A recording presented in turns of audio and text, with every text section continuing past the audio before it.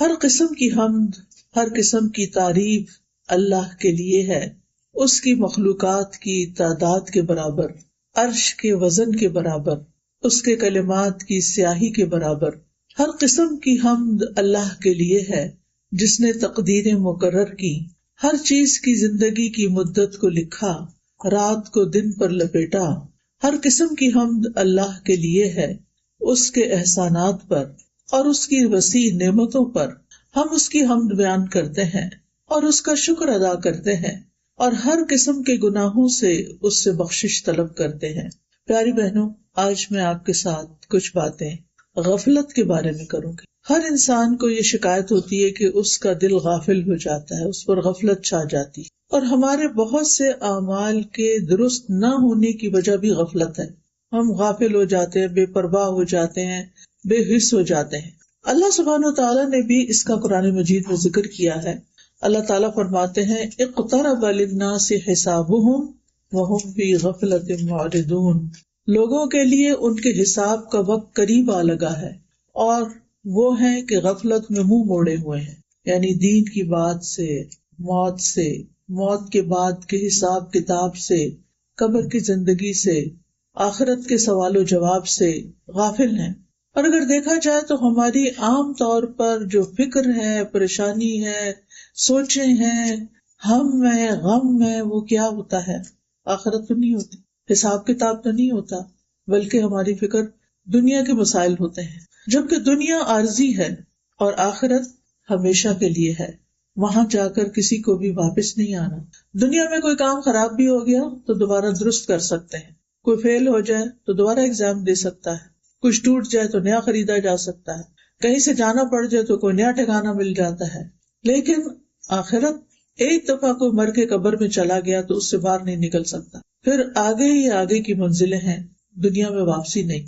اس لیے انسان عقل مند وہی ہے جو اپنی آخرت کے بارے میں دنیا سے بڑھ کر سوچے، دنیا کے بارے میں بھی فکر کرے، کیونکہ یہاں بھی رہنا ظاہر ہے، عزت سے رہنا چاہیے، لیکن زیادہ دنیا کے غم نہ لگائے، زیادہ بڑا غم اور فکر اس کی آخرت ہونی چاہیے۔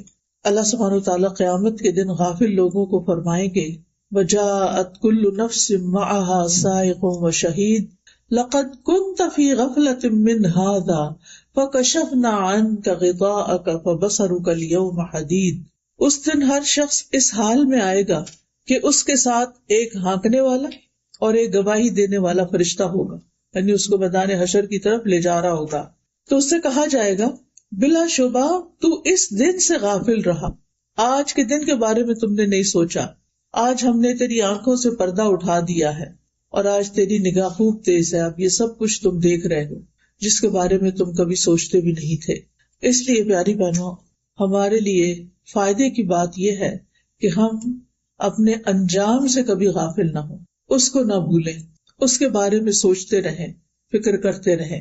اب سوال یہ پیدا ہوتا ہے کہ غفلت کس کو کہتے ہیں؟ غفلت کیا چیز ہے؟ غفلت کہتے ہیں کسی چیز کو بھول جانا، توجہ نہ دینا، لاپرواہی برتنا، انسان کے ذہن سے کسی چیز کا غائب ہو جانا، یہ غفلت ہوتی ہے۔ جب ہم آخرت کے بارے میں نہیں سوچتے تو اس کا کیا مطلب ہے کہ وہ ہمارے ذہن سے نکلی ہوئی ہے، اور جب ہم کسی چیز کو امپورٹنس نہیں دیتے اور اس سے منہ موڑ لیتے ہیں تو یہ بھی ایک غفلت ہوتی ہے، یعنی کہ وہ ہمارے نزدیک اہم بھی کوئی نہیں ہے تو اس کے بارے میں کیا سوچنا۔ لیکن آخرت تو ایسی نہیں ہے نا، وہ تو بڑی اہم ہے، بہت امپورٹنٹ ہے، اس کے بارے میں تو سوچنا ہی سوچنا ہے۔ اور یاد رکھیے غفلت کی دو قسمیں ہوتی ہیں، ایک ہے پسندیدہ غفلت اور ایک ہے ناپسندیدہ غفلت، محمود غفلت، مذموم غفلت۔ محمود غفلت یہ ہے، پسندیدہ یہ ہے کہ انسان اپنی ذات کے حقوق اور دنیا سے اپنا حصہ لینے سے غافل ہو، اس کو اتنی امپورٹنس نہ دے، جو اس پر ظلم کرے اس سے درگزر کر جائے۔ اگر انسان دیکھ بھی رہا ہے کہ کوئی اس کا حق مار رہا ہے یا کوئی اس کے ساتھ فیئر نہیں تو اس بات کو ایشو نہ بنائے، اگنور کر دے جیسے اس کو پتہ ہی نہ ہو۔ بعض لوگ ایسے ہوتے ہیں نا کہ آپ کو دھوکہ دے رہے ہوتے ہیں، آپ سے غلط بیانی کر رہے ہوتے ہیں اور آپ کو پتہ چل جاتا ہے، بعض اوقات آپ کے اپنے ہی بچے، تو آپ ہر وقت تو نہیں ہے نا کہ مجھے پتا ہے تم مجھے دھوکہ دے رہے ہو، مجھے پتا ہے تم میرے ساتھ یہ کر رہے ہو، نہیں کوئی بات نہیں، کرنے دو ان کو، مجھے پتا تو ہے ہی میں اس کا کوئی سد باب کرتی ہوں، ان کی کوئی اصلاح کرتی ہوں۔ تو انسان اس چیز سے تغافل برتے، تغافل عارفانہ ہوتا ہے نا، یعنی ایک چیز کو جانتے بوجھتے ہوئے بھی اگنور کر دینا. پھر اسی طرح دنیا کی زینت، رونق اور ٹو مچ دنیا حاصل کرنے سے غفلت برتے، یعنی اس کی طرف زیادہ توجہ نہ کرے. ناپسندیدہ غفلت کیا ہے کہ انسان اللہ کے حق سے غافل ہو، اس کی طرف توجہ نہ کرے، اس کو امپورٹنس نہ دے، اللہ کے ذکر سے غافل ہو، اللہ تعالیٰ کے احکامات سے غافل ہو. پتہ ہی نہ ہو کہ اللہ تعالیٰ نے اس دنیا میں رہنے کے لیے ہمیں کیا کیا حکم دیا ہے، اللہ تعالیٰ کے احکامات اور جن چیزوں سے اللہ تعالیٰ نے منع کیا ہے ان سے غافل ہو، آخرت سے غافل ہو. مجھے ایسے لگ رہا ہے کچھ لوگ یہاں بیٹھ کے بھی غافل ہوئے بیٹھے ہیں، ان کی توجہ وہ لوگوں کی طرف ہے، آنے جانے والوں کی طرف. تو یہ اصل کام سے غفلت ہے نا. پھر کیا یہ پسندیدہ ہے کہ آپ جس کام کے لیے آئے ہیں وہ چھوڑ کر وہ کرنے بیٹھے؟ شاید ان لوگوں کو آپ نے پہلی دفعہ دیکھا ہے، اس لیے آپ ان کو پہچاننے کی کوشش کر رہی ہیں. یہ قدرتی بات ہے، ہم سب کی ویکنس ہے، ہم بہت جلدی ڈسٹریکٹ ہو جاتے ہیں. کوئی کام کر رہے ہوتے ہیں، ادھر سے دھیان ہٹا کے کچھ اور دیکھنے لگے. خواتین کو خاص طور پہ سارے گھر کا خیال رکھنا، تو وہ جہاں بھی بیٹھتی ہیں، وہ گاڑی میں بیٹھتی ہیں تو ہسبینڈ کیسی ڈرائیونگ کر رہے ہیں اس کا خیال رکھ رہی ہوتی ہیں. وہ غافل ہو کہ نہ ہو، ہم غافل نہیں ہونے دیتے اپنے آپ کو. گھر میں بھی ہو تو اسی طرح ہر چیز پر نظر ہے، فلاں کیا کر رہا ہے، فلاں کیا کر رہا ہے، یہاں کیا ہو رہا ہے، وہاں کیا. پھر وہ جب مسجد آتے ہیں تو پھر وہاں بھی ایسے ہی ہوتا ہے، ادھر سے کون آ رہا ہے اور ادھر کون بیٹھ رہا ہے اور ادھر کیا ہو رہا ہے. تو تھوڑی دیر کے لیے اس کو چھوڑ دیں، جو میں بات کر رہی ہوں اس کی طرف توجہ دے تاکہ یہاں سے کچھ لے کے اٹھیں. میں بھی دور سے آئی ہوں، آپ بھی پتہ نہیں کہاں کہاں سے آئے ہیں اپنے کام کاج چھوڑ کے، تو کچھ فائدہ اٹھائیں. تو بات میں یہ کر رہی تھی کہ ناپسندیدہ غفلت یہ ہے کہ انسان اللہ کے حق سے غافل ہو جائے، اپنی عبادات سے غافل ہو، اللہ کے ذکر سے غافل ہو، اللہ کے احکامات سے غافل ہو، ان چیزوں سے غافل ہو جن کا اللہ نے حکم دیا، ان چیزوں سے غافل ہو جن سے اللہ نے روکا ہے، اپنی آخرت اور اپنی انجام سے غافل ہو. یہ ناپسندیدہ چیز ہے. ابن الجوزی کہتے ہیں کہ لوگوں میں سب سے زیادہ مصیبت زدہ شخص وہ ہے جو اللہ سے غافل ہے، اللہ اور ان کے بیچ میں حجاب ہے، اور اس سے بھی زیادہ وہ کہ جس کو یہ پتہ ہی نہیں کہ وہ غفلت میں ہے. ایک تو ہے نا غفلت میں ہونا برا، اور ایک یہ کہ یہ پتہ ہی نہ ہونا کہ میں غفلت میں مبتلا ہوں، اس کا بھی احساس نہ ہونا.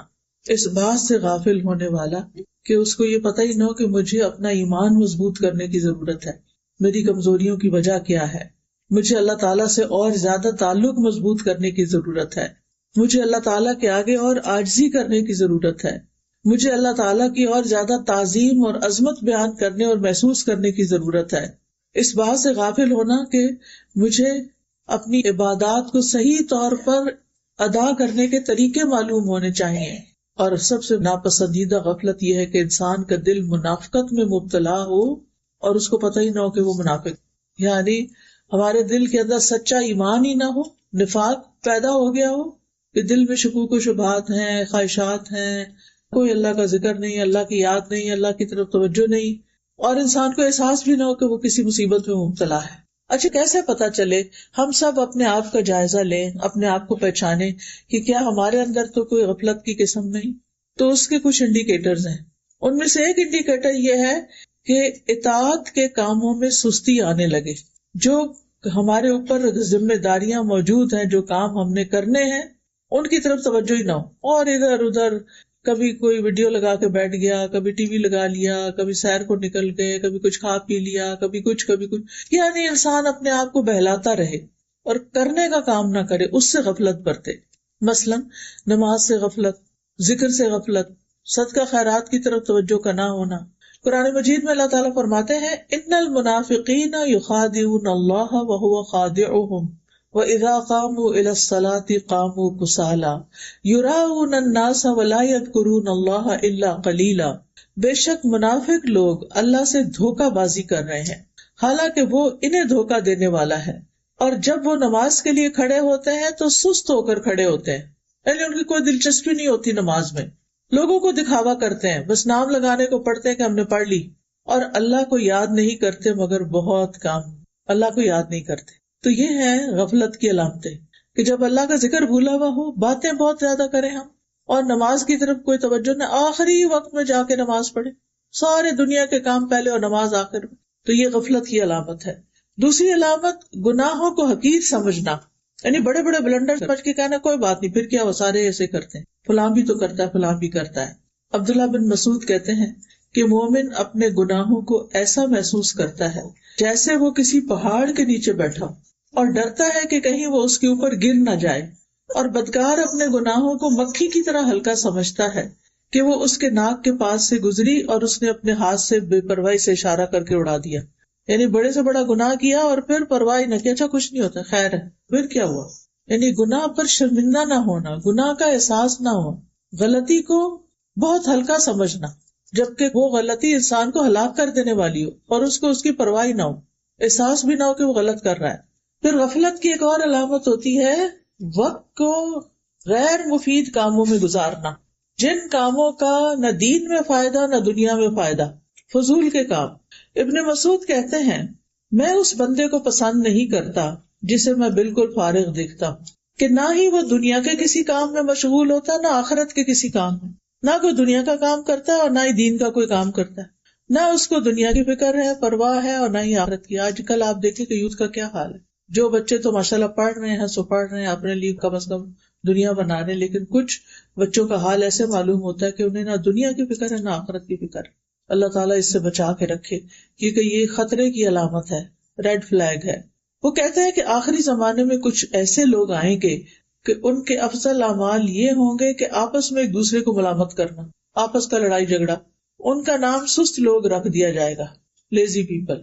پھر اسی طرح غفلت کی علامت کیا ہے؟ صرف دنیا کا علم اور اس کی فکر ہونا، دین کا علم اور اس کی فکر کا نہ ہونا. وہ صرف دنیا کی ظاہری جو چیزیں ہیں ان کے بارے میں علم رکھتے ہیں اور اسی کے لیے بھاگ دوڑ کرتے ہیں، آخرت کے بارے میں کچھ بھی فکر نہیں کرتے، نہ اس کا علم حاصل کرتے ہیں کہ وہاں کیا ہونے والا ہے. قرآن مجید میں اللہ تعالیٰ فرماتے ہیں فَأَعْرِضْ عَمَّنْ تَوَلَّىٰ عَنْ ذِكْرِنَا وَلَمْ يُرِدْ إِلَّا الْحَيَاةَ الدُّنْيَا ذَلِكَ مَبْلَغُهُم مِّنَ الْعِلْمِ إِنَّ رَبَّكَ هُوَ أَعْلَمُ بِمَنْ ضَلَّ عَنْ سَبِيلِهِ وَهُوَ أَعْلَمُ بِمَنِ اهْتَدَىٰ. لہٰذا آپ اس کی پرواہ نہ کیجیے جو ہمارے ذکر سے منہ موڑتا ہے. ایسا شخص دنیا کی زندگی کے سوا اور کچھ نہیں جانتا. ان کے علم کی پرواز بس یہیں تک ہے، صرف دنیا کی باتیں پتہ ہیں ان کو خوب. بلا شبہ تیرا رب خوب جانتا ہے کہ کون اس کے راستے سے گم ہو گئے ہیں اور کون ٹھیک راستے پہ چل رہا ہے.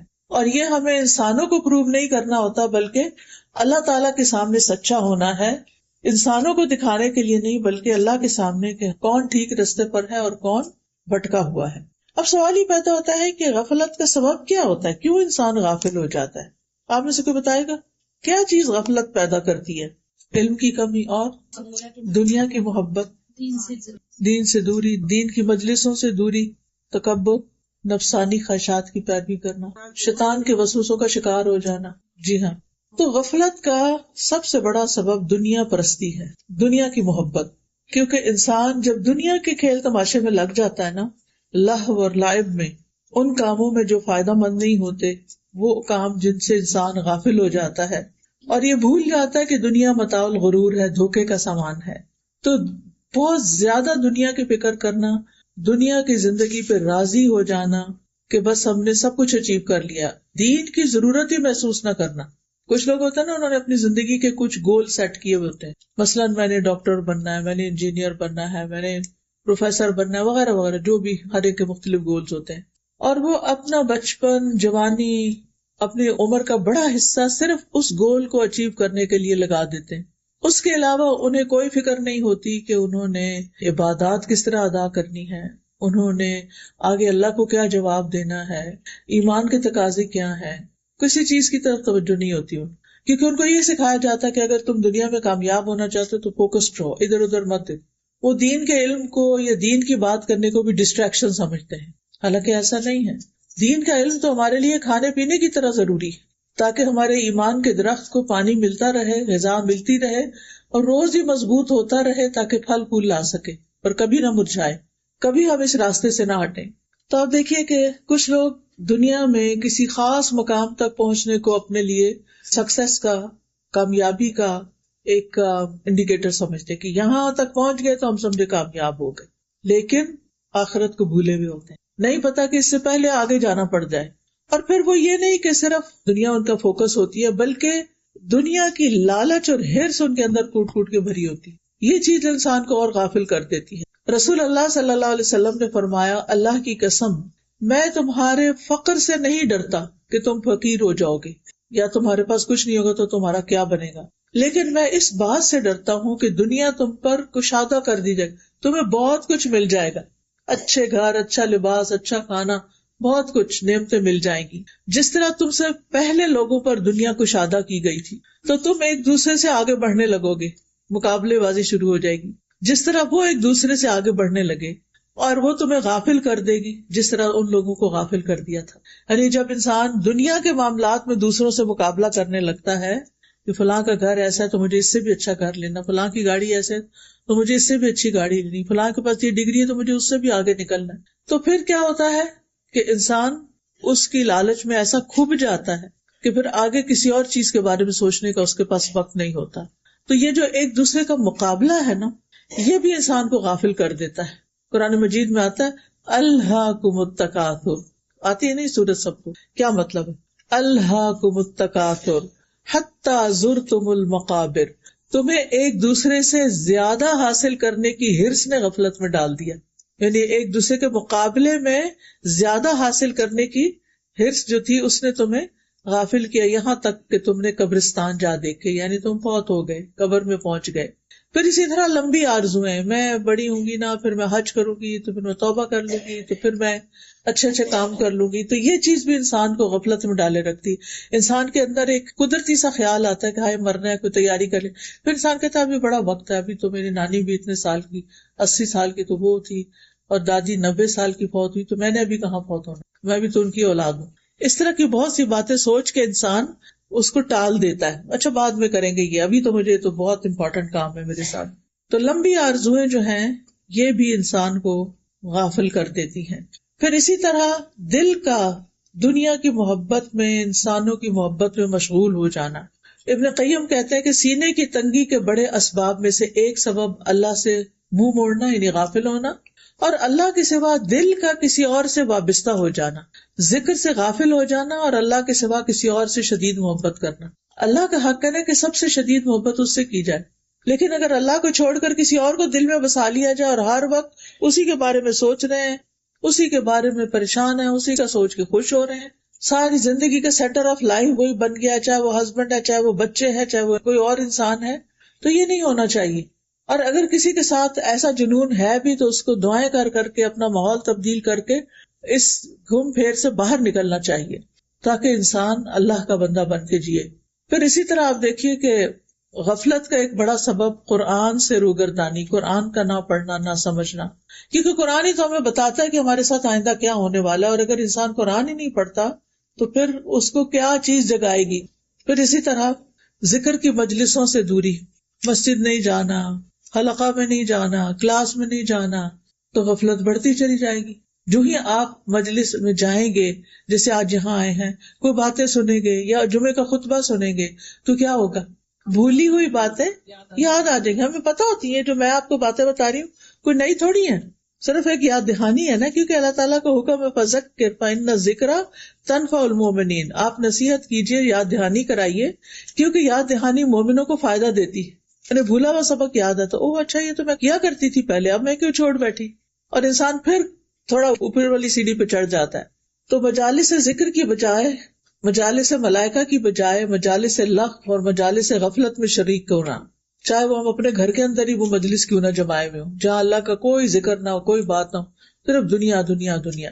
پھر گناہوں کی کثرت، یہ بھی انسان کو غافل کر دیتی، دل سیاہ ہو جاتے ہیں۔ پھر خواہشات کی پیروی، پھر روزمرہ کی چیزوں کی طرف زیادہ توجہ کا ہونا۔ کچھ خواتین کا سینٹر آف لائف صرف ان کا گھر ہوتا ہے، اچھی بات ہے گھر میں انسان کو دل لگانا چاہیے، لیکن کسی بھی چیز کی زیادتی جو ہے وہ کیا ہو جاتی ہے، نقصان دہ ہو جاتی ہے۔ کسی بھی چیز کی زیادتی نقصان دہ ہو جاتی ہے۔ آپ گھر کو ضرور لک آفٹر کریں، اپنی کراکری کو گنتے رہا کریں، اپنی چمچ بھی گن گن کے رکھا کریں، اور برتنوں پہ اسکریچ بالکل نہیں آنے دیا کریں، کچن کا فلور بالکل اتنا کہ شکل نظر آئے اس میں، یہ اچھی بات ہے۔ لیکن یہ تو نہیں کہ صفائی ہے اور اس کے اوپر پھر صفائی کرنے کھڑے ہو گئے۔ یعنی آپ دیکھیے ہمارا نفس کی چالیں کیا ہوتی ہیں نا، آپ کو یاد آتا وہ اچھا آج میں نے قرآن نہیں پڑھا دن میں، صبح نا وہ بچے نے بلا لیا اور جلدی سے میں چھوڑ بیٹھی تو اب میں پڑھ لیتی ہوں۔ پھر آپ سوچتے اچھا میں ذرا ایک دفعہ یہ چیزیں کر لوں نا پھر میں پڑھ دوں، اچھا وہ چھوڑ کے کہیں اور گئے کہ اچھا میں یہ کر لوں پھر کرتے ہیں. کیا ہوتا ہے اس دن کا قرآن ہی رہ جاتا ہے. نوافل پڑھنا آپ بھول گئے یا رہ گئی یا کوئی مصروفیت آ گئی، اشراق کے نفل تھے، چاش کے نفل تھے، اب کیا ہے اچھا چلے ظہر کے ساتھ میں سنتوں کے ساتھ نوافل بھی پڑھ لیتی ہوں تاکہ میرا کوٹا تو پورا ہو. کیونکہ آپ کو پتا نہیں کہ جو دن کی 12 سنن ہے رواتب، اس کے بدلے میں جنت میں ایک محل ملتا ہے. تو اگر کم دن پڑھیں گے تو کم ملیں گے، زیادہ پڑھیں گے تو زیادہ ملیں گے. دنیا میں تو ایک گھر پہ راضی نہیں ہوتے، دنیا میں تو زیادہ سے زیادہ چاہیے.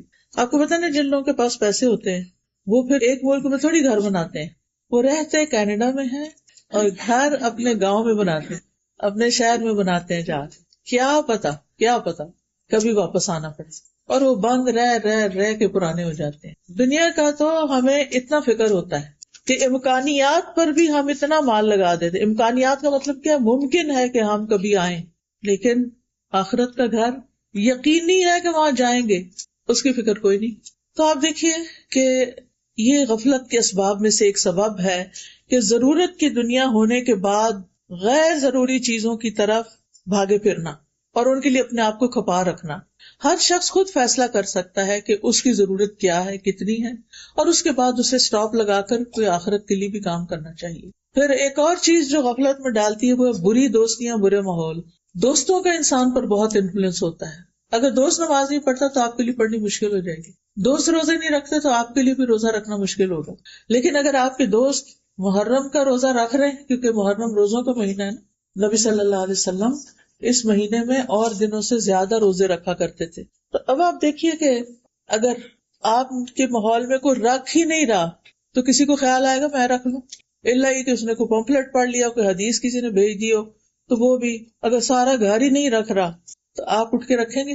لیکن اگر سارے رکھ رہے ہیں گھر میں تو آپ کو لیٹے ہوئے شرم آئے گی، آپ کہیں گے میں بھی اٹھ جاؤں، آپ سب اٹھے ہوئے آج، بچے بھی اٹھے ہوئے تو میں کیوں لیٹی ہوئی ہوں.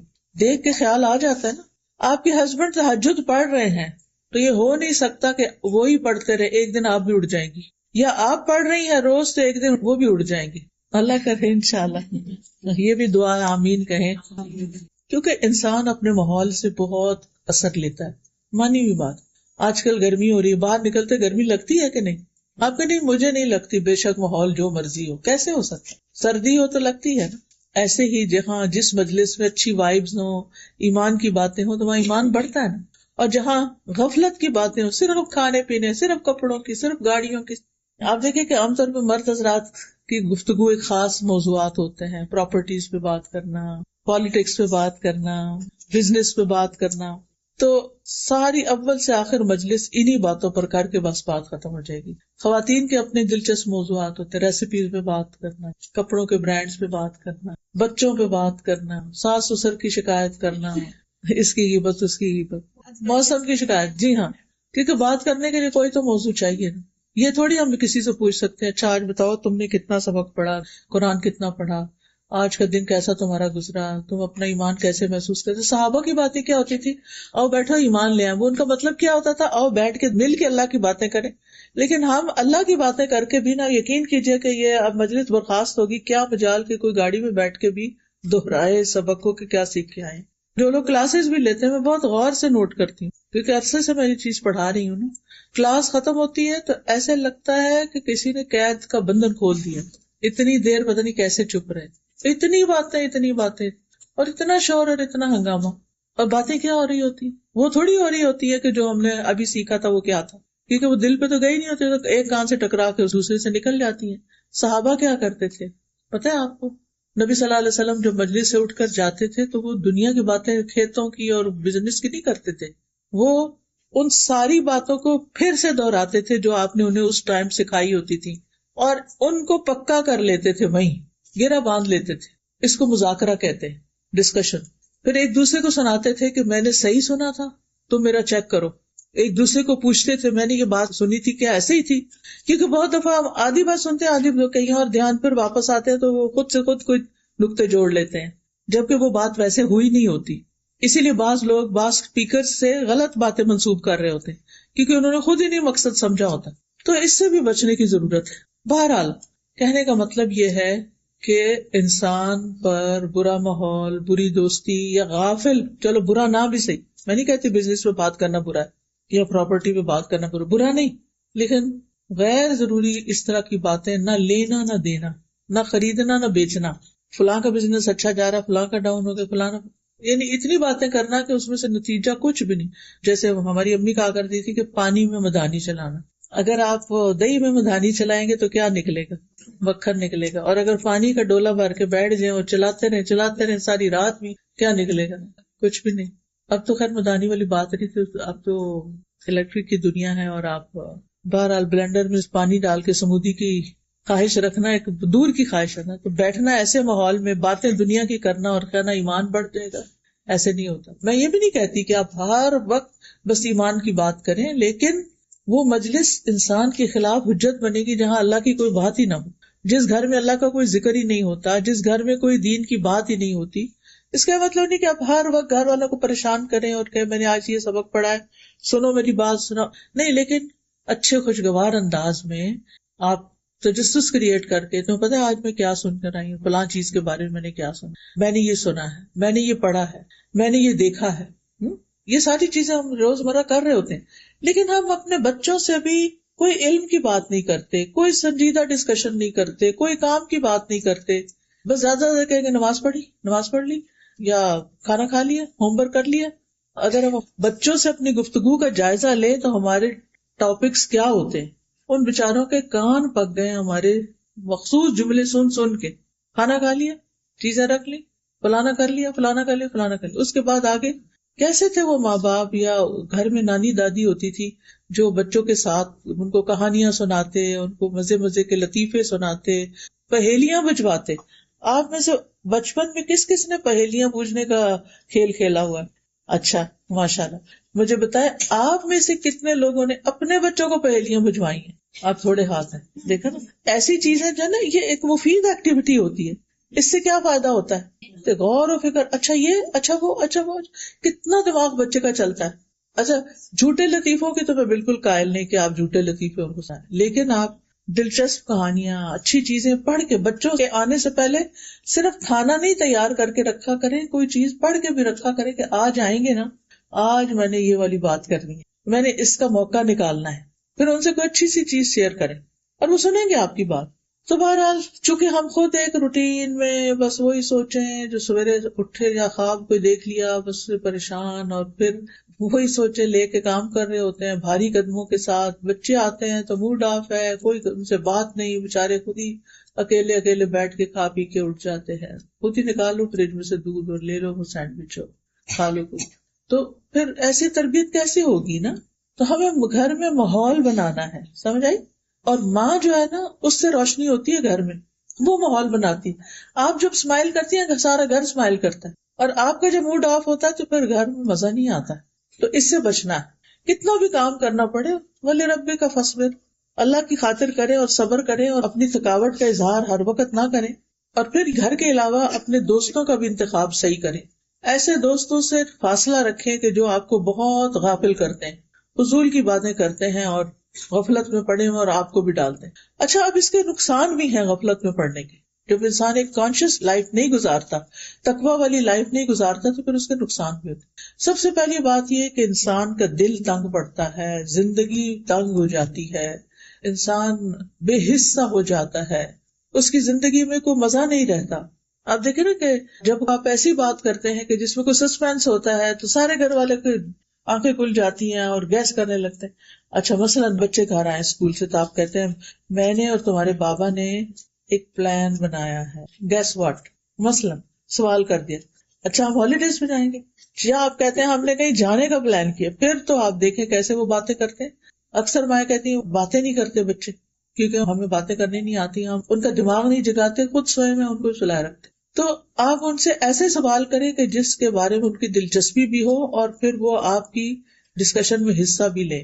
ورنہ کیا ہے کہ آپ کا دل بھی اداس رہے گا، بچوں کا بھی، کوئی آپس کی بانڈنگ نہیں، کوئی گھر میں مزہ نہیں، کوئی کچھ بھی نہیں. تو زندگی تنگ ہو جاتی ہے. مینٹل ہیلتھ ایشوز کتنے زیادہ ہوتے جا رہے ہیں. کیا وجہ ہے؟ کیونکہ اکثر لوگ تنہائی کا شکار ہیں. کچھ لوگ لوگوں میں رہتے ہوئے بھی تنہا ہیں. کیوں؟ کسی سے بنتی نہیں، کسی کے ساتھ بات ہی نہیں کر پاتے، نہ ہسبینڈ سے بنتی ہے، نہ بچوں سے بنتی ہے، نہ دوستوں سے بنتی ہے، بس پھر اپنی دنیا میں ہے.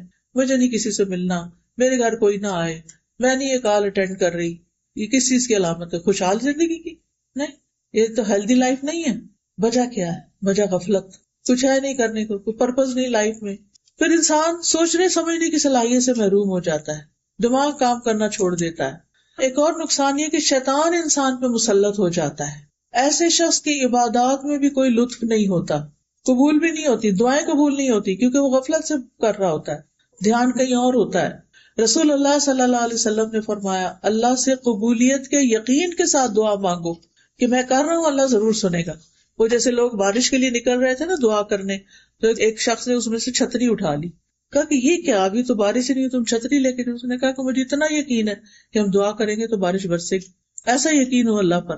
فرمایا جان لو کہ بے شک اللہ غافل اور لہو و لعب میں مشغول دل کی دعا قبول نہیں کرتا. یعنی جس کا دھیان ہی نہیں ہے دعا کرنے میں، اس کی دعا نہیں قبول ہوتی. اور جب ان سے کہنا دعا کرو گے تو بہت دعائیں کی ہیں، یہ نہیں دیکھتے کہ کوالٹی کیا ہے ان دعاؤں کی. اور سب سے بڑا نقصان اس غفلت کا یہ ہے کہ قیامت کے دن انسان کو سخت ریگریٹس ہوں گے کہ میں کیوں سوئے ہوئے زندگی بسر کر کے آیا، کیوں میں نے آنکھیں بند کی ہوئی تھی. سورۃ الفجر میں آتا ہے وَجِیءَ یَوْمَئِذٍ بِجَہَنَّمَ یَوْمَئِذٍ یَتَذَکَّرُ الْإِنسَانُ وَأَنَّىٰ لَهُ الذِّکْرَىٰ یَقُولُ یَا لَیتَنِی قَدَّمْتُ لِحَیَاتِی.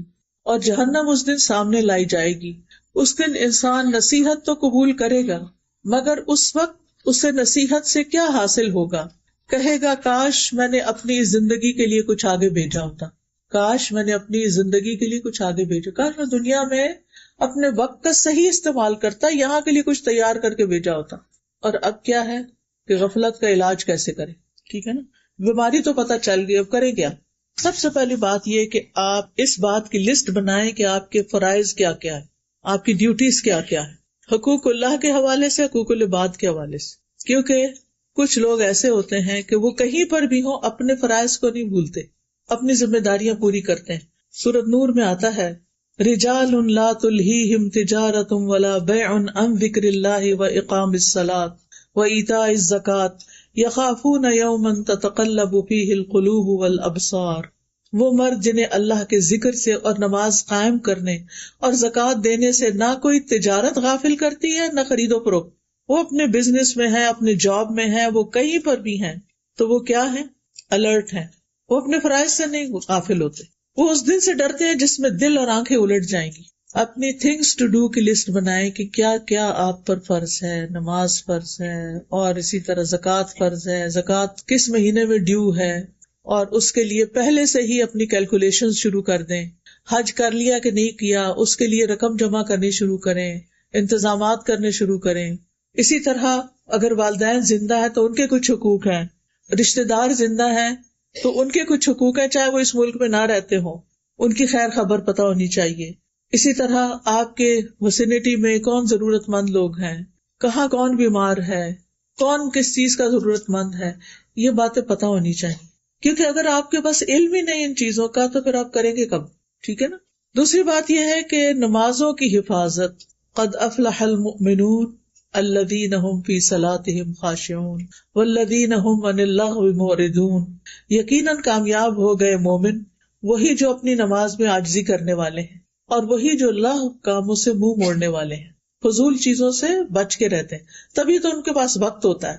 جو لوگ فضولیات میں پڑھتے ہیں ان کے پاس ٹائم نہیں ہوتا پھر فرائض ادا کرنے کا، پھر ان کے فرائض چھٹنے لگتے ہیں.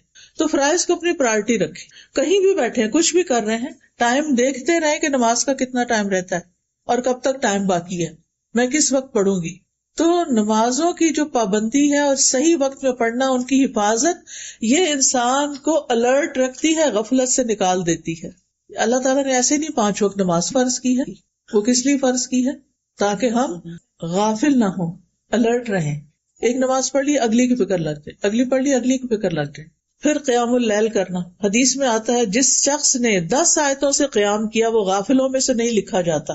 اچھا پیاری بہنوں، ایسا ہے کہ سب کی ہمت نہیں ہوتی تہجد کے لیے اٹھنی، خاص طور پر یہاں آپ کی راتیں چند گھنٹوں کی ہیں تو اس میں ابھی سوئے نہیں تو اتنے میں تہجد کا ٹائم گھنٹے 1.5 بعد ہو جائے گا تو مشکل ہو جاتا ہے نا.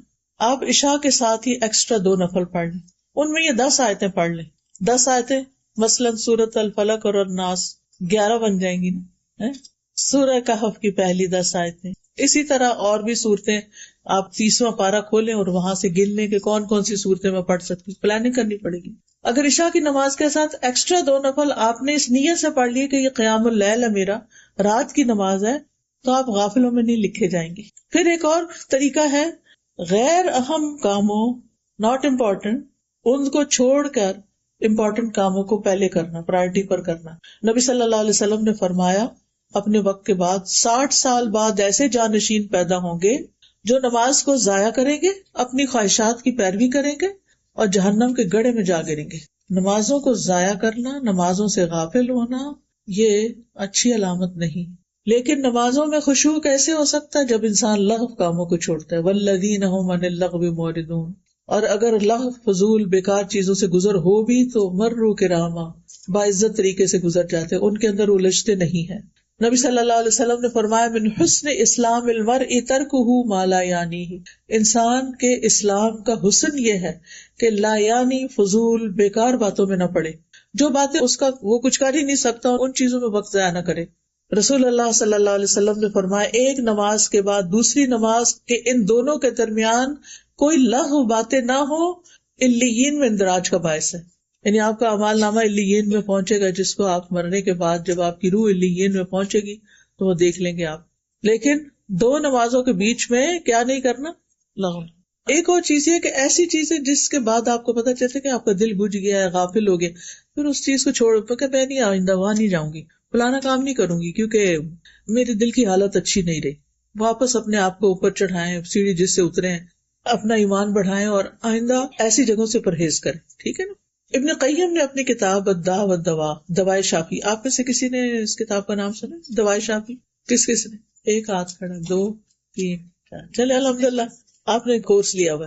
بہت ہی اچھی کتاب ہے امام ابن القیم کی، جن کا میں یہاں ریفرنس دے رہی ہوں. پڑھنے والی کتاب ہے، لیکن چونکہ اردو مشکل ہے تو میں نے اس کو پڑھا دیا تھا تاکہ آسانی ہو جائے. اگر پڑھ نہیں سکتے تو سن ہی لیں. ابن قیم کہتے ہیں کہ جو آدمی آپ سے یہ سوال کرے کہ میں کھیلوں کے مقابلے اٹینڈ کرنا چاہتا ہوں، یہ دیکھنا چاہتا ہوں، اس کا کیا نقصان ہے؟ تو کہنے لگے کہ تم جن چیزوں کی حفاظت کرنے کا اہتمام کرتے ہو ان میں سب سے قیمتی چیز وقت ہے. لیکن میں سمجھتا ہوں کہ تمہارے نزدیک وہ بڑا آسان ہے وقت ضائع کر دینا. وقت واقعی سب سے قیمتی ہے، سونے چاندی سے زیادہ قیمتی ہے وقت. اور آج کل آپ دیکھیں لوگوں کے پاس وقت ہی نہیں دے پاتے. ماں باپ کے لیے وقت نہیں اور کس کے لیے ہوگا؟ ایک فون کال تو اس کے لیے بھی مشکل ہوتی ہے. چلے فون کال تو نہیں، جو دنیا سے جا چکے ہیں ان کو دعا تو کر سکتے ہیں، لیکن ہم میں سے کتنے لوگ ہیں جو توجہ سے ان کے لیے دعا بھی کرتے ہیں؟ الحمدللہ، شکر ہے کہ کچھ لوگوں نے ہاتھ کھڑے کیے ہیں. الحمدللہ. یہ ماں باپ کو وقت دینا ہے. زندگی میں ہو تو ملاقات کریں، کال کریں. ہر روز تو یہاں سے نہیں جا سکتے ان کے پاس، لیکن ان کے ساتھ ویڈیو کال کر کے بات کر لیں، ان کا دل خوش کر دیں.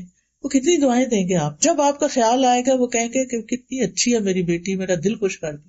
ماں باپ کو آپ کا مال نہیں چاہیے ہوتا، ماں باپ کو آپ کی اور چیزوں سے نہیں دلچسپ، ماں باپ کو آپ کی توجہ اور محبت اور دعا اور پیار اور وہ چیزیں چاہیے ہوتی. زندہ ہو تو گفٹ بھی دیں ان کو، اور اگر دنیا سے چلے گئے ہیں تو ان کی طرف سے صدقہ بھی کیا کریں. اور جب اپنا کرتے ہیں نا ساتھ ان کا بھی صدقہ کرتے ہیں ان کی طرف سے. یعنی بعض کو تو خاص ان کی طرف سے، لیکن جب بھی آپ کریں ایک نیت کر لیں، یا اللہ جو بھی میں صدقہ کرتی ہوں اس میں میرے ماں باپ کو ثواب شامل رکھ. تو یہ ان کا حق ہے نا. ٹھیک ہے نا. اگر آپ ان کے لیے اداس نہیں ہوتے کیونکہ آپ اپنے بچوں میں ہیں تو وہ تو آپ کے لیے اداس ہوتے ہیں. یعنی یہ بھی اتنی عجیب بات ہے نا. ماں باپ اپنے بچوں میں ان کا دل ہوتا ہے اور بچوں کا اپنے بچوں میں دل ہوتا ہے. پیچھے پلٹ کے نہیں دیکھتے ہم. تو جب آپ کا دل اپنے بچوں میں ہو نا تو سوچا کریں کہ میرے ماں باپ کا بھی مجھ میں ایسے ہی ہے. یعنی ہم بازو کا مڈل ایج میں آ جاتے ہیں نا جہاں ہمارے بچے ہوتے ہیں اور ادھر سے ماں باپ بھی زندہ ہوتے ہیں، 2 طرف رشتے اللہ نے قائم رکھے ہوتے ہیں. تو یہ وقت بڑے امتحان کا ہوتا ہے. ایک طرف بچے کھینچتے ہیں، ایک طرف ماں باپ کھینچتے ہیں. تو ہمارا رجحان کس طرف ہوتا ہے؟ بچوں کی طرف. ہونا بھی چاہیے، ان کی ضرورت ہے، چھوٹے ہیں ابھی. لیکن اتنی توجہ اپنے بچوں کو نہ دے کہ ماں باپ ترستے رہ جائیں آپ کی شکل دیکھنے کو، آپ کی آواز سننے کو. اور یہ یاد رکھیں تھوڑے دن کے لیے ہوتے ہیں، ماں باپ ہمیشہ ساتھ نہیں رہتے، پھر چلے جاتے ہیں، پھر ریگریٹس رہ جاتے ہیں. وہ نہیں ہونے چاہیے. جن کے ماں باپ زندہ ہیں نا وہ خوب فائدہ اٹھا لیں. تو بہرحال وہ کہتے ہیں کہ تمہارے لیے وقت ضائع کرنا بڑا آسان کام ہے. تم کھیل کے مقابلوں کو دیکھنے میں ایک دن کے 3 گھنٹے گزارتے ہو. کیا ان گھنٹوں میں اللہ کے ذکر میں سے کچھ ہوتا ہے؟ کچھ نہیں، ہرگز نہیں. کیا ان گھنٹوں میں اللہ کی اطاعت میں سے کوئی چیز ہوتی ہے؟ ہرگز نہیں. کیا ان میں اللہ کی عبادات میں سے کچھ ہوتا ہے؟ ہرگز نہیں. اور یہ محض اوقات کو بیکار کرنا ہے. چھٹیوں کا وقت آیا، تمہیں کیا معلوم چھٹیاں کیا ہیں. تو اے اللہ کے بندو وقت کے ساتھ کیا کرنا چاہیے سوچ کے رکھو. پھر آپ دیکھیے کہ غفلت سے نکلنے کا طریقہ یہ ہے کہ دنیا کی زائد زینت سے زہد اختیار کرنا. جو چیزیں ضرورت کی نہیں خام خواہ میں نہیں پڑنا. اچھا ہم خواتین کی عادت ہوتی ہے کہ اگر کہیں چلے گئے نا کسی مال میں, کچھ خریدے بغیر ہم لوٹ نہیں سکتے. اگر ضرورت نہیں بھی نا تو ہم کہیں گے کیا پتا کبھی کام آ جائے. یہ ہمارا جملہ ہوتا ہے, کیا پتا کبھی کام آ جائے تو لے کے رکھ لو, لے کے رکھ لو. تسلی, دل کو تسلی ہوتی. تو آپ دیکھیے کہ اس میں وقت کا بھی ضیاع ہوتا ہے, مال کا بھی ہوتا ہے, اور جگہ کا بھی, اور پھر ایویں کہویں کسی کو بس ہم سر سے اتارتے ہیں.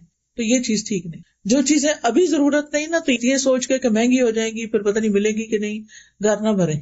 کیونکہ ٹو مینی تھنگس جو ہوتی ہیں وہ بندے کو کچھ کرنے نہیں دیتی, پھر انہیں کا غلام بن کے رہ جاتا ہے بندہ. تو گھر کو ڈی کلٹر کریں, ڈی جنک کریں, نکال دیں چیزیں فالتو جو آپ کا خام خواہ کا وقت لے رہی ہیں. پھر آپ دیکھیے غفلت سے نکلنے کے لیے نیک مجالس کا, نیک لوگوں کا ساتھ. نبی صلی اللہ علیہ وسلم کو اللہ تعالیٰ نے حکم دیا تھا وَاصْبِرْ نَفْسَكَ مَعَ الَّذِينَ يَدْعُونَ رَبَّهُمْ بِالْغَدَاةِ وَالْعَشِيِّ يُرِيدُونَ وَجْهَهُ, اور آپ اپنے آپ کو ان لوگوں کے ساتھ روکے رکھیں جو اپنے رب کو پہلے اور پچھلے پہر پکارتے ہیں, صبح شام کے اذکار کی پابندی کرنے والے, اس کا چہرہ چاہتے ہیں.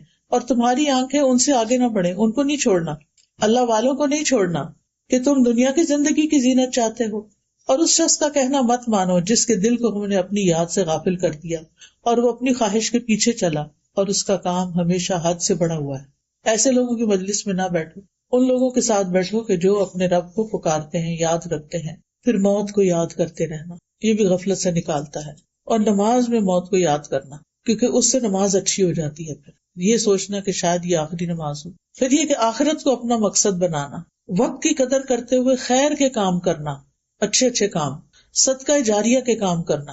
یعنی ایک تو روزمرہ کی عبادات ہے نا, ایک اپنے کل کے لیے کہ مرنے کے بعد ہمارا اعمال نامہ تو بند ہو جانا ہے, بعد میں کیا چیز کام آئے گی اس کے اوپر ورک کرنا. رسول اللہ صلی اللہ علیہ وسلم نے فرمایا مومن کو اپنی وفات کے بعد جو اس کے عمل اور اس کی اچھائیاں پہنچتی ہیں ان میں سے یہ بھی ہے جس علم کی اس نے تعلیم دی اور اسے پھیلایا. ایک تو ہے تعلیم دینا, باقاعدہ پڑھانا, اور ایک ہے پھیلانا. پھیلانے میں آپ کیا کر سکتے ہیں, اچھی کتابیں, اچھے کارڈز, اچھی چیزیں, اچھے میسیجز وہ دوسروں تک پہنچائیں. یہ ابھی ہم آپ کے لیے کچھ کارڈز لے کر آئے ہیں. جیسے اللہ تعالیٰ کا شکر ادا کرنے کے لیے ہمیں الفاظ نہیں ملتے تو ہم نے قرآن اور حدیث سے ایسی ساری اذکار دعائیں جمع کر کے خوبصورت ڈیزائننگ کر کے الحمدللہ کہ دیکھ کے بھی الحمدللہ نکلے, اس کو جمع کر دیا. اب آپ یہ خود بھی پڑھ سکتے ہیں, اگر ہر روز نہیں تو ہفتے میں ایک دفعہ یہ پڑھ لیا کریں. اسی طرح استغفار کے بھی کارڈ, یہ گناہوں سے بخشش کی دعائیں. آپ کو معلوم ہے نا کہ جب انسان استغفار کرتا ہے, اپنے گناہوں کو مان جاتا ہے, توبہ کرتا ہے, اللہ سے معافی مانگتا ہے, تو نہ صرف اس کی آخرت اچھی ہوتی ہے, دنیا بھی اچھی ہوتی ہے. سورۃ نور میں اللہ تعالیٰ فرماتے ہیں کہ حضرت نوح نے اپنی قوم سے کہا فَقُلْتُ اسْتَغْفِرُوا رَبَّكُمْ إِنَّهُ كَانَ غَفَّارًا, میں نے اپنی قوم سے کہا کہ تم اپنے رب کے حضور استغفار کرو, گناہوں کی معافی مانگو, وہ بڑا معاف کرنے والا ہے, معاف کر دے گا. یرسل السماء علیکم مدرارا, تم پر آسمان کو خوب برستا ہوا بھیجے گا, یعنی خوب بارشیں ہوں گی. وَيُمْدِدْكُمْ بِأَمْوَالٍ وَبَنِينَ, تمہیں مال اور بیٹوں سے مدد دے گا, تمہیں مال میں بھی اضافہ ہوگا, بیٹے بھی دے گا. وَيَجْعَلْ لَكُمْ أَنْهَارًا, اور تمہارے لیے نہریں جاری کر دے گا, پانی کم نہیں ہوگا, کیونکہ ہر وقت تو بارش نہیں ہوتی نا, پھر بعد میں نہروں سے یا دریاؤں سے پانی آپ کے پودوں کو اور آپ کی ضرورت کا آپ کو ملتا ہے. تو اس کے لیے کیا ہے, استغفار. اب استغفار کی ساری دعائیں تو نہیں, لیکن جو اتھینٹک دعائیں تھی وہ ہم نے اس کارڈ کے اندر اردو انگلش ترجمے کے ساتھ اکٹھی کر دی ہیں. جمعے کے دن کی آخری گھڑیوں میں بڑی دعائیں قبول ہوتی ہیں. کوئی بھی آپ کا مسئلہ ہو, کسی بھی چیز میں پریشان ہو, تو آپ لے کے یہ کارڈز بیٹھ جایا کریں اور ان کو ایک دفعہ پڑھ کے اللہ تعالیٰ سے اپنی حاجتیں رکھا کریں, تو انشاءاللہ دنیا بھی آسان ہوگی آخرت میں. کیونکہ یہ جو آیتیں میں نے آپ کو بتائی قرآن کی آیتیں, میں نے اپنے پاس سے نہیں گھڑی کہ یہ اور یہ ہو جائے گا. کچھ لوگ تو وظیفے بنا کے بتاتے ہیں یہ کرو گے تو یہ ہو جائے گا, میں وہ والا کام نہیں کر رہی, میں آپ کو قرآن سے دلیل دے رہی کہ اللہ کا وعدہ ہے کہ یہ تمہارے مسائل اس استغفار سے حل ہوں گے. پھر اسی طرح حفاظت کی دعائیں, پروٹیکشن کی. پھر اسی طرح تسبیح, اللہ تعالیٰ کی تسبیح کرنا, اس کی انگلش ٹرانسلیشن کے ساتھ ہے, اور اس میں اللہ تعالیٰ کا حکم ہے بندوں کو یا ایھا الذین آمنوا اذکروا اللہ ذکرا کثیرا وسبحوہ بکرۃ واصیلا, اے لوگو جو ایمان لائے ہو, ہم سب اللہ کو کثرت سے یاد کرو, زیادہ ذکر کرو اور صبح شام اس کی تسبیح کیا کرو. کون کون سی تسبیحات؟ اس میں سارے وہ ورژن دیے ہوئے ہیں اور ان کے فائدے بھی بتائے ہوئے ہیں احادیث کے ساتھ.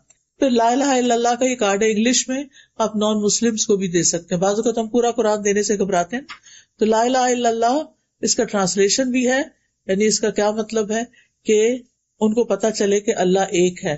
اپنے بچوں کو بھی پڑھوائیں. اور پھر آپ دیکھیں کہ رزق میں کشادگی کی دعائیں، اور پھر رات کو قبول ہونے والی دعا، جو آنکھ کھلے تو دعا پڑھیں، بہت ہی کام کی دعا ہے. آدھی تو آپ کو آلریڈی آتی ہوگی. بیمار ہو جائے تو شفا کی دعائیں پڑھ کے دم کیا کریں اپنے مریضوں پر. پھر نماز کے بعد کے اذکار ہیں، پھر استخارے کی دعا ہے اور کچھ اور اذکار ہیں. یہ کارڈز آپ اپنے لیے بھی اور اپنے دوستوں کے لیے بھی ان کو زیادہ سے زیادہ نشر کریں گے تو یہ صدقہ جاریہ بن جائے گا. ہم لوگوں کو اور تحفے دیتے رہتے ہیں، لیکن ان تحفوں کے ساتھ اگر آپ یہ بھی ڈال دیں تو ان کو بھی دعائیں مانگنے آ جائیں گی.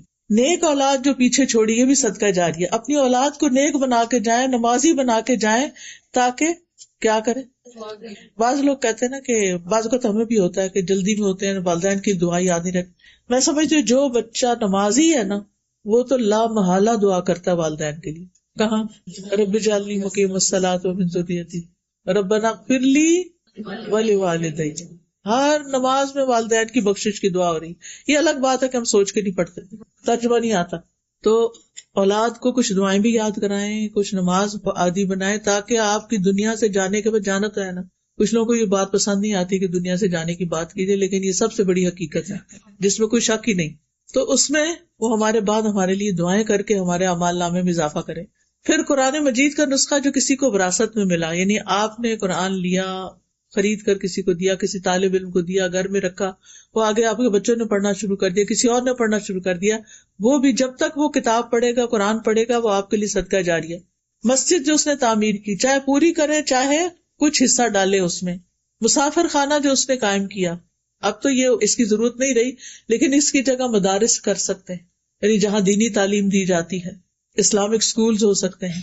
یا وہ صدقہ جو اس نے زندگی میں صحت کی حالت میں نکالا، ان سب کا ثواب اس کی موت کے بعد بھی اسے ملتا رہتا ہے. ٹھیک، تو یہ غفلت سے نکالنے والے کاموں میں سے کام. پھر فی سبیل اللہ مال خرچ کرنا جس سے دین کا فائدہ ہو.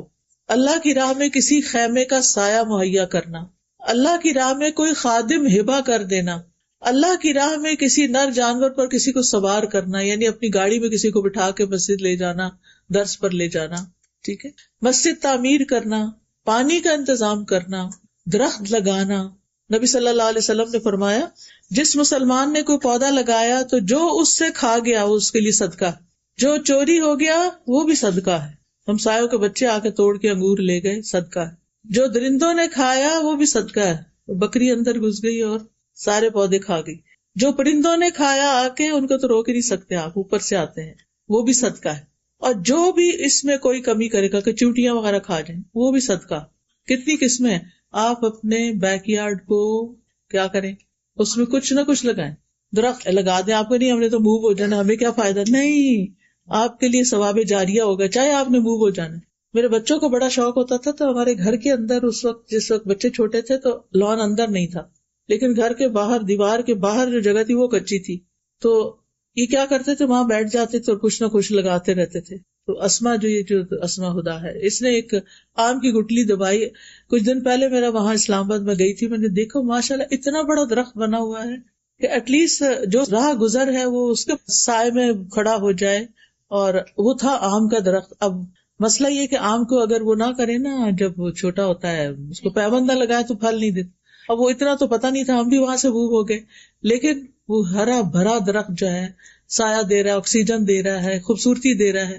تو اسی طرح آپ بھی لگا چھوڑے، کوئی اور فائدہ اٹھائے گا. دیکھیں آج ہم جو درخت دیکھ رہے ہیں، آج راستے میں آتے ہوئے خوبصورت خوبصورت درخت تھے، کیا ہمیں پتا کس نے لگائے؟ نہیں پتا، لیکن ہم اس سے فائدہ اٹھا رہے ہیں. آج ہمارے لگائے ہوئے سے کوئی اور فائدہ اٹھا لے گا. اسی طرح مسافروں کی ضروریات کا خیال رکھنا، یتیم اور مسکین پر خرچ کرنا. یتیم کے سر پہ ہاتھ پھیرنا جو ہے نا، یہ غفلت دور کرنے کا ذریعہ ہوتا ہے. غریب لوگوں کے پاس بیٹھنا، ان کا خیال کرنا. بیک ہوم آپ سوچا کرے کون کون ضرورت مند ہے خاندان میں. پچھلے دنوں ہم کیلگری میں جن کے گھر ٹھہرے ہوئے تھے تو انہوں نے بتایا کہ میرے والد پہلے پاکستان میں جب تھے تو ایوریج ان کی آمدنی تھی، لیکن وہ پھر ان کی جاب سعودیہ میں ہو گئی اور اللہ نے ان کو بہت دیا. کہتے جب اللہ نے ان کو بہت دیا تو انہوں نے بجائے اس کے کہ ہمیں بہت عیش و عشرت کراتے، انہوں نے خاندان کے سارے لوگوں کی لسٹیں بنا لی کون کون ضرورت مند ہے، اور خود بنا کے خود ان کو پیسے بھیجا کرتے تھے. اچھا پھر انہیں کسی کا پتہ چلتا تو میری اماں کہتی تھی آپ نے پھر ایک اور ایڈ کر لیا، ہمارے لیے بھی کچھ چھوڑے. تو اب ان میں سے ایک ایک بچہ جو اتنے خیر کے کام کر رہا ہے ہوتا ہے، تو اس کی برکت اولاد میں بھی ہوتی ہے، گھر بار میں بھی ہوتی ہے. آپ رشتے داروں پہ خرچ کرتے ہیں تو آپ کی عمر میں بھی برکت ہوتی ہے اور آپ کے مال میں بھی برکت ہوتی ہے. تو اپنے مال میں دوسروں کو حصہ دار بنائیں جن کا حصہ اللہ نے آپ کے مال میں رکھ دیا. تو اللہ تعالیٰ سے دعا ہے کہ اللہ تعالیٰ ہمیں اس پر عمل کرنے کی توفیق دے. سبحان اللہ والحمد للہ ولا الہ الا اللہ واللہ اکبر ولا حول ولا قوة الا باللہ العلی العظیم. اللہم صلی علی محمد وعلی آل محمد کما صلیت علی ابراہیم وعلی آل ابراہیم انک حمید مجید. اللہم بارک علی محمد وعلی آل محمد کما بارکت علی ابراہیم وعلی آل ابراہیم انک حمید مجید. ربنا آتنا فی الدنیا حسنۃ وفی الآخرۃ حسنۃ وقنا عذاب النار. ربنا لا تزغ قلوبنا بعد إذ هديتنا وهب لنا من لدنك رحمة إنك أنت الوهاب. اللهم إني أعوذ بك من العجز والكسل والجبن والبخل والهرم والقسوة والغفلة والعيلة والذلة والمسكنة وأعوذ بك من الفقر والكفر والفسوق والشقاق والنفاق والسمعة والرياء. اللهم احسن عاقبتنا في الامور كلها واجرنا من خزي الدنيا وعذاب الاخرة. اللهم رحمتك ارجو فلا تكلني الى نفسي طرفة عين واصلح لي شاني كله لا اله الا انت. یا اللہ یا رحمان یا رحیم، اللہ جتنی بہنیں آئی ہیں ان سب کا آنا قبول فرما، ان سب کو اجر عظیم عطا فرما، ان کے تمام مسائل حل فرما، ان کی بیماریاں دور فرما، ان کے رنج و غم دور فرما، ان کو اپنے وقت کی قدر سکھا، ان کو بہترین کام کرنے کی توفیق عطا فرما. اللہ ہم سب کے والدین پر اپنی رحمت فرما. اللہ ہم سب کی اولادوں کو ایمان پر قائم رکھنا، انہیں ہمارے لیے صدقہ جاریہ بنا دینا. اللہ ہمیں دین کے کاموں میں دل کھول کے خرچ کرنے کی توفیق عطا فرما. یا اللہ ہمیں دین کا بہترین نفع مند علم عطا فرما اور اس علم پر عمل کی توفیق عطا فرما. اللہ ہماری نمازیں بہت اچھی ہو جائیں. یا اللہ ہمارے سارے کاموں میں اخلاص پیدا کر دے، ہر طرح کی ریاکاری سے بچا لے. یا اللہ ان بہنوں کے دلوں میں جو دعائیں ہیں، نیک تمنائیں ہیں، اللہ ان کو پورا کر دے. اللہ ان پر اپنی رحمت نازل فرما. اللہ ان کی ہر مشکل آسان فرما، ان کے دلوں کی دعائیں قبول فرما. اس مسجد پر اپنی خیر و برکت نازل فرما.